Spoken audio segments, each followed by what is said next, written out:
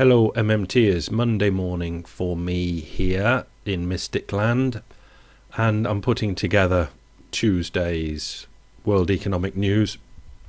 It takes hours for me to do this, by the way. Alright. And I've got this article from the Irish Economy blog, by an article by Carl Whelan. It's the only link that's down below. Government revenues and spending. I'll start with this because... and then I'll tell you why I'm doing this as a one-off video. One of the problems that plagues a discussion over the Irish public finances is there is a fairly widespread confusion over how much government takes in as revenues and how much it spends. Many people know that the figure for tax revenues has been about 30 billion in recent years, and many people also know that we have run deficits close to 20 billion in recent years. Together, these two facts have led to the wide repetition of the statements along the lines of "we are taking in 30 billion euros and spending 50 billion." It turns out, however, that a more accurate description of the Irish public finances has been the government has been taking in about 50 billion and spending about 70 billion. Now, I don't think I did any... no, I didn't. Okay, let's close these down. That was going to be one of my parts of the World Economic News thing, and then I was going to run into... pragmatic capitalism and more talk on MMT, and I realised that I'd run away with myself and I couldn't keep it within a World Economic News because I'd just go on too much about this, which is facts and figures and working things out and finding out what is what. The politicians are the important people. We've got to admit this. The politicians are the important people. If, for instance, they wanted to let the banks go in 2008, let's say, let them go bankrupt or admit they're bankrupt and have to be totally nationalised and then run them as nationalised institutions until they could be sold back, that's what they were perfectly capable of doing. That was just the first thing that came into my mind just then, to show that governments have ultimate power over everything. Compared to anybody else, it's the governments that have the ultimate power. Okay, that's one thing. So governments are run in a very strange way by people that don't know anything about anything. It's very odd. We elect politicians because, I don't know, we like them, or I don't know why people elect politicians, but it's not because they're skilled at running countries, because I mean people don't learn the skill of running countries. It's just a very, you probably know what I'm trying to get at. But so there are the politicians, to a certain extent relying on expert information about what's going on. But the politicians, all they want to know is, the Irish ones, a thing's all right. And a thing's all right, which would be the same in any language around any country being run, is, are we running into any trouble where I'm going to look totally foolish in the next, say, 2 years, where I'm going to be embarrassed, or when I come up for re-election people will see that I'm an absolute twat. That's all that they care about. They don't seem to anymore, if they ever did, and I think they did maybe in the past, have an idea of what they were up to. There's no great idea of what any of them are up to as far as I can see, but I don't like to look into politics too much because it's just too... I don't like the look of it. It just doesn't seem a decent sort of way of going about things. My anally logical mind goes, I reject it because it's not the way I'd do it. Electing people that know nothing about anything and then giving them a specialist department to run when they know nothing about that speciality just seems utterly foolish to me. But okay, they have their experts to rely on. Where am I going with this? Okay, so first thing I've tried to establish is it's the politicians that do have the power. The politicians do not have the mental ability because they're not trained. They do not know what they are talking about. They are, in a way, have two things. They have the political thing that they know what they're talking about, which is to talk to the people to get re-elected. And that has got only that plan of getting re-elected. It's not part of a great plan for moving the country forward or anything like that. It's just getting re-elected again. And on the other side, it's they're advised about what is all right and what is not all right by people that are either experts or in countries like the United States, where they've been taken over completely, America is just a disaster. Even the experts are taken over by interest groups, let's say, and the whole thing is just a push and pull, shove and shove sort of effect. You can see why I'm putting this video as a special one, and ask your forgiveness for rambling a bit, because I'm giving myself permission to ramble because I've making this special video. Hang on, I was just getting myself a bit hot here. I'll be back. So, politicians have the power, but they don't have the ability. And we can see from this that the people that are talking about what is all right and what is not all right don't even have the facts, because they don't have the facts because they don't have a picture. You can't have the appropriate facts unless you've got the appropriate picture. And the appropriate picture for the experts to find has got to come from the politician. Okay, I'll see if I can make some more sense. The politician has to give the vision of a plan of what to do, what they are doing, what the plan is, what the only way that you and I know how to get something done is to have the plan of what is to be done. You have to section it off into the stages of what has to be done, and as you go through it and do things, when you're here, you know you're here because you've checked that you've done this one and this one. And this one means when you're here that this one and this one might be in progress, and you're moving forward until you get to the end, and then when you get to the end, you know the project is finished. That's the way you do things. But you can't know any of these stages unless you've got the plan. What I'm saying in this video is the politicians do not have the plan. So the experts cannot have the facts to know what's going on. They've got bits of information, but they do not have the facts.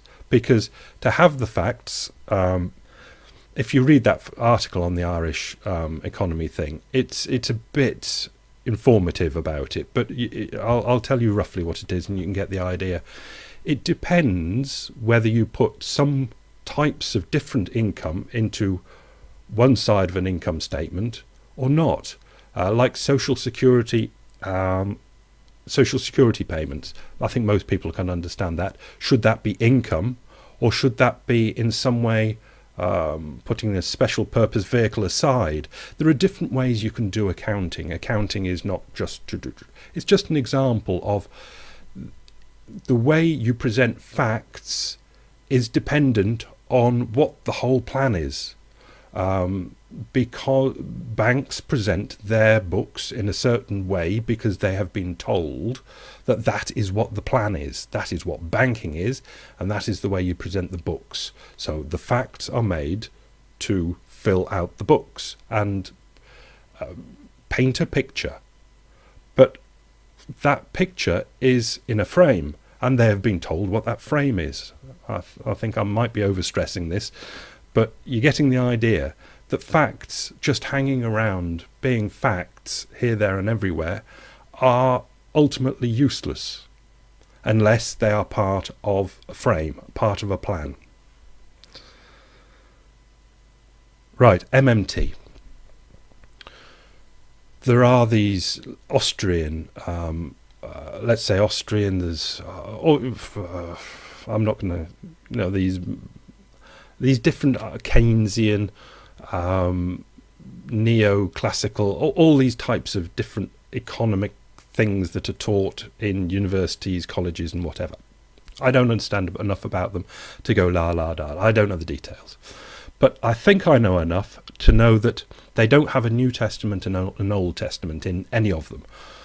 As in, Austrian stuff is basically, you're going back to 100 years ago, and they haven't really basically changed their ideas since then.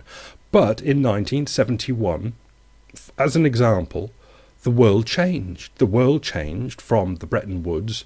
The last of the gold standard hanging on arrangement broke off completely. The world of fiat money was introduced. The world of fiat money became. Before that, it was some sort of a hang-on of the gold standard. There was a great meteor hit the monetary earth and shattered the old earth, and it became a new earth. But these economic systems do not have New Testaments and Old Testaments. They just have what Hayek said, what Keynes said, and they don't have, what has changed in 1971. And it seems to me, unless they have this, they have another chapter which explains why all the old theories are still pertinent after the meteor has hit the monetary earth, you get the idea. It was a cataclysmic change. So there should be a chapter in each to say why nothing has been changed of their old system has been changed by this ending of the Bretton Woods. I don't think that exists. And I think all these old systems have just gone on with the experts teaching the old system and totally ignoring the fact that the world has changed, because they don't have a picture. They have a picture of what they're teaching, which would be a section in something. If an expert had a plan, if somebody with a big idea had a plan and wanted to put a section in, that would be the economic theory, say Keynesianism, whatever it might be. And that could be put in, so that they're just waiting to be put into a plan, but they don't know what the plan is, so they're just going on with their old talk of the way things were. They're just going on, but they haven't caught up with the new world. These MMT people are increasingly, it does go back a couple of decades, but they're becoming increasingly the only people that are saying, oh, whoa, baby, this is a whole new ball game. But that doesn't change the big picture. That would only change a section of somebody's big picture. The big picture has got to come from the politicians.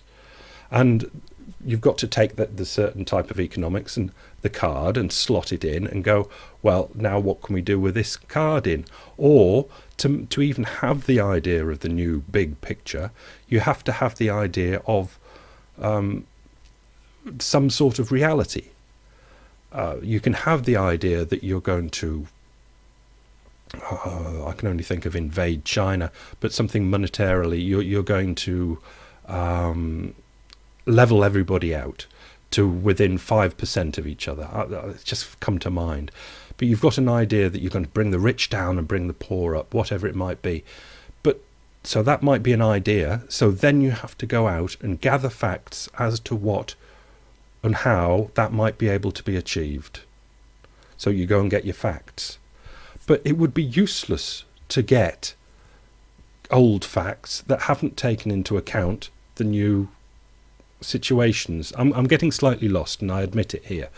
But what MMT is a description of the way the monetary system works now. The fiat money system of countries like the United States of America, Australia, and the United Kingdom, but not of poor old Ireland. Poor old Ireland, when it has its ideas, it's got to have different ideas to its neighbour, the United Kingdom, because it works in a different world. But unless it knows this, unless it understands this, the chances of the Irish ideas that it might be able to work out being right are non-existent.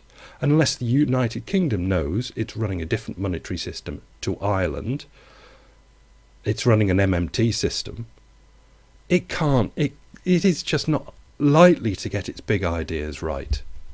So somewhere along the lines, the experts have to infiltrate themselves into the advising the all-powerful politicians and apprise them, give them the appropriate facts so they can have big ideas that are appropriate.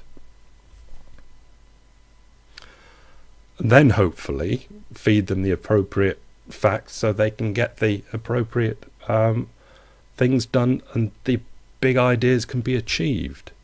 But at the moment, nobody's dealing with any sort of big ideas that have any semblance of reality. Nobody can even criticize big ideas like Obama's, is it good idea to have more, the way the medical thing was altered in the United States? Is it a good idea that Macaroon messes with the budget in United Kingdom? They don't know. They just do not know because they do not have the appropriate facts. But this really has gone on a bit. But so I'll stop there and say that my video yesterday, that was May the 2nd, wasn't it? Over the weekend of making that, I was starting to get, for the first time ever, that I was I was actually achieving in this mystic brain thing. Some of the facts were falling into place of this is actually how the world works. I've been stressing how complicated it is, and it is cowing complicated. But I'm starting to understand bits and pieces. It's kind of I'll have a little rest and a break and tell you something. Over the weekend I've upgraded to Firefox 4, which has got a wonderful new tab control system where you can get, because I was getting things ready for World Economic News, I can run 30 or 40 open tabs across the top until you get to a stage where you can't even read the tabs names, and it was just too much. But Mozilla 4, the Firefox 4, has now got a tab system where in the background you can open a page and have different windows of tabs. I've already got 5 different windows of tabs open for different papers to read, economic news today, economic news pending, and all ongoing daily and things like that. And that's how the information was starting to get to fall into my brain. I was starting to see it as being shuffled into folders. And it is actually starting to make sense to me. I'll never be able to explain it, but I think I'll be able to try and explain it. Not that, of course, that I'll ever think that I'm right, but at least I can be happy that it's starting to make sense to me. And it's not that I'm seeing, what should we call it, conspiracy theory, but there are a couple of base things that have always been going on. And one of them is the last thing that I mentioned, and why I called it. It's a bit like a May the 1st economic news. There is always a battle between capital and labour, and it's not an overt thing or a covert thing either. It's not as though that capital is actually fighting labour and labour is actually fighting capital, or even that they're pretending not to fight each other. It's just the way it must be. When you have capital, or when you have only your labour to sell, it's the only way it can possibly be. And that, I think, is the opening basis for certainly one of my folders that I can go there. And another of the folders is, you've got that going on, and then we've got another thing going on, which is, we can call it the peak everything thing, the energy, which in a way regulates how that fight is going on. And the capital versus labour fight is developing and developing, but now it's going whoa because of what's happening in the peak everything file. And then there are great amounts of other files which are open, which we can see. We can't really see either of those files, although they're really very full. They're just running in the background, but we see a lot of open pages in the foreground, is what we see in the news. There are great folder loads of those, but I think the two biggest pictures running are the capital versus labour and the peak everything story. How long have I done? Far too long. Sorry to have kept you, but I couldn't have inserted this into a World Economic News, could I? So I hope in some way that's been informative of what. And I've just got to stop, haven't I, and say goodbye, and I'll see you later for the official World Economic News. Bye.